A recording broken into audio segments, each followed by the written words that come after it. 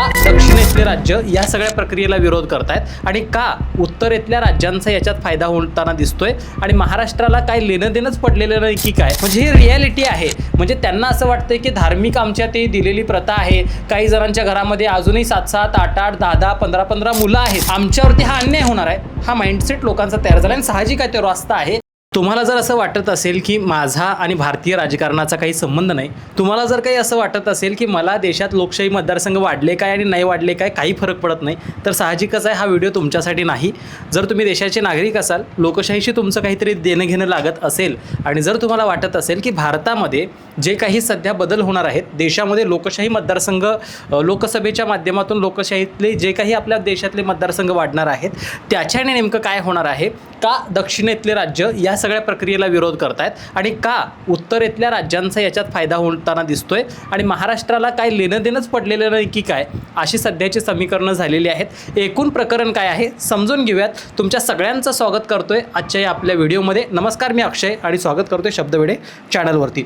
मंडळी, सगळ्यात पहिला आणि महत्त्वाचा मुद्दा म्हणजे आपल्या सगळ्यांना माहिती असेल की गेल्या काही दिवसांपासून अशी चर्चा होतीये की देशामध्ये जे काही साधारणपणे 550च्या आसपास 543च्या आसपास आपले एकूण लोकसभा मतदारसंघ आहेत, त्याच्यामध्ये वाढ होईल आणि ते साधारणपणे 700 ते 800च्या वरती मतदारसंघ जातील. महाराष्ट्रातही आपल्या 48 लोकसभा मतदारसंघांमध्ये वाढ होऊन ती 70+ जाईल, अशा पद्धतीची चर्चा आहे आणि एकंदर हे सगळीकडेच होणार आहे.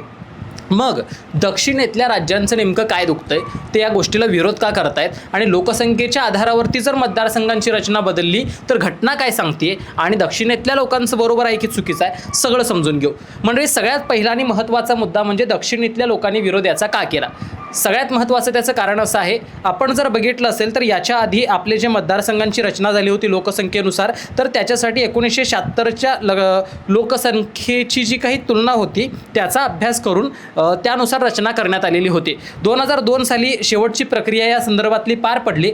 त्यावेळेला सुद्धा 1976चीच लोकसंख्या गृहीत धरली होती आणि त्यानुसार मतदारसंघ काय असायला हवेत, किती लोकसंख्येमागे एक मतदारसंघ असायला हवा, हे ठरवण्यात आलेलं होतं. मात्र सध्या काय झाले, गेल्या अनेक वर्षांमध्ये 1976 नंतर साहजिकच आहे लोकसंख्या वाढली, काही ठिकाणी कमी वाढली, काही ठिकाणी जास्त वाढली. मग आता विषय काय आहे, जशा पद्धतीने इंदिरा गांधी असतील, राजीव गांधी असतील, त्यांच्या काळामध्ये आपल्या संपूर्ण देशभरामध्ये हम दो हमारे दो अशा पद्धतीची एक नवीन योजना आणली. याच्या माध्यमातून आपल्या कुटुंब नियोजनाच्या संदर्भातला आराखडा आखला गेला आणि त्याच्यावरती सरकार सांगताय म्हटल्यानंतर, देशाला गरज आहे म्हटल्यानंतर दक्षिणेतले राज्य जे सुशिक्षित राज्य आहेत असे आपण समजतो आणि खरं तर आज देशाच्या अर्थकारणामध्ये ज्यांचा महत्त्वाचा वाटा आहे, अशा राज्यांनी ती सगळी प्रक्रिया अवलंबली.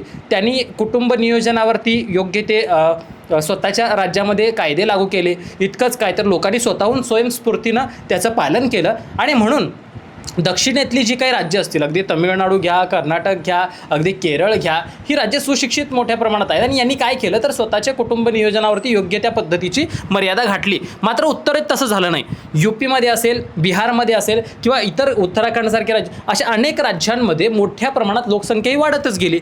त्यांना ना मर्यादा, कोणाकोणाच्या घरामध्ये जर बघितलं तर आज अनेक जण अशी यूपी बिहारमधले आहेत की आजही एखादी महिला तिथं 60 आणि 70व्या वर्षाची झाली तरी तिथं प्रेग्नेंट होताना दिसते. म्हणजे ही रिॲलिटी आहे. म्हणजे त्यांना असं वाटतंय की धार्मिक आमच्या ते दिलेली प्रथा आहे. काही जणांच्या घरामध्ये अजूनही 7-7, 8-8, 10-10, 15-15 मुलं आहेत, हे नाकारू शकत नाही आणि त्यामुळं कुठेतरी उत्तरेमध्ये याच्यावरती मर्यादाच घातली गेली नाही आणि अमाप लोकसंख्या उत्तरेतल्या, मग मध्य प्रदेश असेल, बिहार असेल, उत्तराखंड असेल, अनेक राज्य असतील की ज्यांच्यामध्ये लोकसंख्या वाढली गेली आणि त्यामुळं आता होतंय काय, दक्षिणेतल्या लोकांनी नियंत्रण केलं. म्हणजे देशाच्या हिशोबानं जर गरजेचं आहे म्हणून आम्ही जर नियोजन केलं असेल, कुटुंब नियोजन केलं असेल आणि आता जेव्हा मतदारसंघ वाढणार आहेत त्यावेळेला नेहमीच उत्तरेतल्या लोकांना जास्त मतदारसंघ मिळतील, अर्थात त्यांचे जास्त MP खासदार जे आहेत, मेंबर ऑफ पार्लमेंट जे आहेत, ते जास्त लोकसभेवरती जातील. तुलनेने दक्षिणेत लोकसंख्या त्यांनी मर्यादित ठेवल्यामुळं त्यांचे प्रतिनिधी कमी जातील. याच्यामुळे होणार काय आहे, आपल्या देशामध्ये गेल्या अनेक दिवसांपासून, अनेक वर्षांपासून एक वाद आहे, तो म्हणजे देशाची राज्यभाषा, राष्ट्रभाषा कुठली असायला हवी. दक्षिणेतल्या लोकांना हिंदीचा त्यांनी कायम विरोध केलेला आहे, तर उत्तरेतल्या लोकांना वाटतं की फक्त हिंदीच असायला हवी. तमिळनाडूत गेला तर ते तमिळ भाषा त्यांची बोलतात, अनेक मल्याळम भाषा असेल किंवा इतर केरळात गेला तर तिकडं मल्याळम भाषा असेल किंवा कर्नाटकात गेला तर ती कन्नडा असेल. ते लोकल त्यांच्या लँग्वेजवरती विश्वास ठेवतात आणि ती फॉलो करण्याचा प्रयत्न करतात आणि त्यांचा डॉमिनन्स तसा लोकसभेमध्ये असल्यामुळे त्यांना तितकासा अडचणसुद्धा आत्तापर्यंत आली नाही.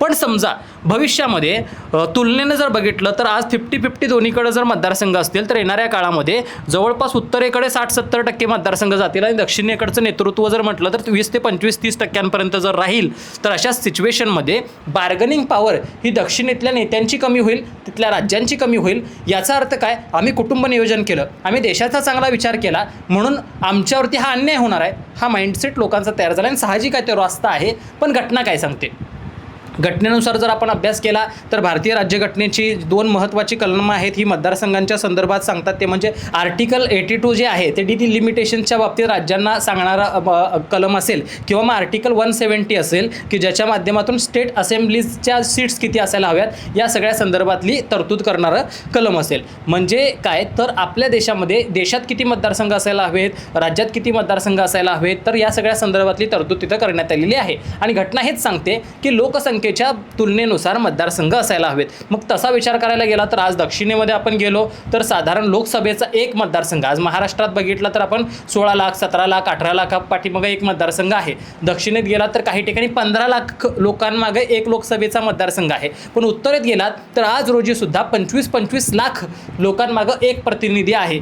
मग असं वाटतं दुसऱ्या बाजूला की तिथं सुद्धा मग अन्याय होतोय, 25 लाख लोकांचं नेतृत्व एकच माणूस करणार. मग अशी सगळी अडचण आहे. एखाद्यानं चांगलं केलं म्हणून त्या अडचणीत आहे, दुसऱ्या बाजूला त्यांनी लोकसंख्या वाढवली म्हणून त्या अडचणीत आहेत. मग काय निर्णय घ्यायचा, सरकार काय याच्यावरती भूमिका घेते, राज्यात आपल्या कोण याच्यावरती काही बोलणार आहे की नाही, का आम्हाला काहीच पडलेली नाही अशा भूमिकेत आमच्या राज्यातले नेते आहेत की मग मतदारसंघ वाढतात बाबा, आमच्यातली कॉम्पिटिशन कमी होईल, इथं तू उभा राहा तिथं मी उभा राहतो, मग विरोधातले सुद्धा आमच्या पक्षात कसे घेता येतील, आता नवीन मतदारसंघात नवीन उमेदवार पाहिजेत, याची जुळणी लावत बसलेली आहेत राज्यातले सत्ताधारी. हा एक प्रश्न चिंतनाचा आहे. तुम्हाला काय वाटतं, या सगळ्या पुन्हा एकदा डिलिमिटेशन होणं असू द्यात किंवा या नवीन मतदारसंघांच्या रचना होणं असू द्यात, याचा फायदा कोणाला होणार? गेल्या काही काळामध्ये जे काही 15 वर्ष आता जवळपास आता होणार आहे, 29ला भाजपची सत्ता देशात राहणार आहे आणि एक विरोधाचं वारं तयार होते असं म्हणू शकतोय आपण. मग अशा सगळ्या काळामध्ये हे नवीन मतदारसंघ बनल्यामुळे, मतदारसंघ वाढल्यामुळे या सत्ताधाऱ्यांना याचा फायदा होणार की तोटा होणार, विरोधकांना याचा फायदा होणार की तोटा होणार, नेमकं काय होऊ शकतं कमेंटमध्ये कळवायला विसरू नका. आणि खरंच या व्हिडिओशी आपला काही संबंध आहे का, नक्कीच सांगायला विसरू नका. धन्यवाद.